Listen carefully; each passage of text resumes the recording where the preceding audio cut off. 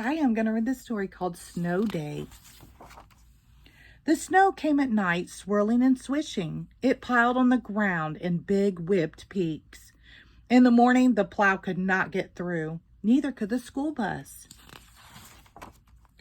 Robbie and Zippy were the first to see the snow. Robbie blew on the window pane and watched his breath freeze into lace. He scratched out his name, R-O-B-B-Y. Zippy barked at a crow. His breath froze on the window, too.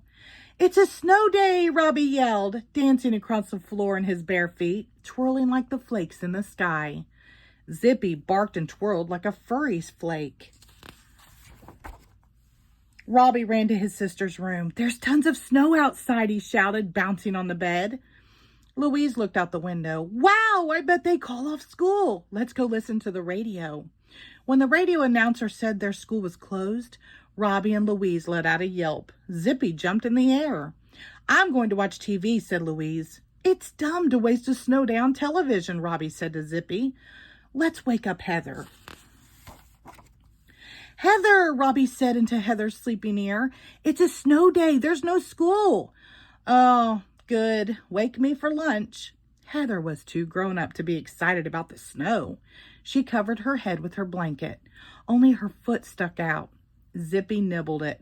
"And tell that dog to leave me alone," Heather mumbled into her pillow. "Mom and Dad get grouchy too when we wake them up," Robbie whispered to Zippy. "Let's make our own breakfast." "White bread with powdered sugar would be good for a snow day," said Robbie. He sifted powdered sugar onto his bread until it mounded up like snow. Zippy wanted some too. When he barked at the sugar, it flew in the air and made it look like it was snowing inside. Mom and Dad came downstairs. "Oh my," said Mom, looking at the sugar snow.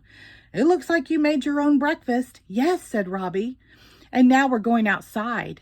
Dad helped Robbie button up his jacket. Robbie helped Zippy into his. Mom put a scarf around Robbie's face. "Have fun, dear," she said. Robbie and Zippy were the first ones to mark up the snow. They ran and ran, kicking and licking and skidding. Soon their footprints were everywhere. Robbie pulled his scarf off of his face and ran up to the living room window. "Louise," he shouted, "let's make snow angels." Louise looked at Robbie's flattened face. "Okay," she said. Louise and Robbie fell into the snow and flapped their legs and arms. "I'm going to make snow monsters," Robbie said, squirming in the snow until it looked like a monster with 2 heads. Zippy made snow dogs. Dad came out to shovel the driveway. He lifted off big chunks of snow and piled them to the side. Zippy and Robbie and Louise ran back and forth in Dad's tunnels. Then they took the chunks of snow and piled them higher. Dad poked his head above the snow tunnel. "Boo!" he yelled. Louise clobbered Dad with snowballs. He clobbered back. Pretty soon, snowballs were flying everywhere. Some of them landed on the kitchen door. "What's going on out here?" asked Mom. "It's a snow fight," everybody yelled. "Not without me, it isn't." Mom scooped up a big handful of snow, squeezed it together, and nailed Dad.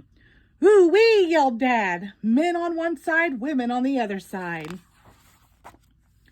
"That's not fair," shouted Heather, running outside to join the woman's side. Dad and Robbie and Zippy got on one side. Mom and Louise and Heather got on the other. Snowballs flew. Everybody whooped and hollered and threw and ducked until they fell in the snow exhausted. "Uh-oh, it's snowing again," said Mom. "It's time for cocoa." Robbie and Louise and Heather carried an armloads of wood, stomping the snow off their boots in the doorway. Dad piled the wood in the fireplace. Mom crumbled up a few pieces of paper, lit a match, and started the fire. Louise and Heather made cocoa. Robbie put colored marshmallows on top. He put some in Zippy's dish, too. Then they sat by the fire, sipping hot chocolate, and watched the snow fill the windows, making the whole outside soft and whispery white. Zippy hogged the blanket. The end. Thank you.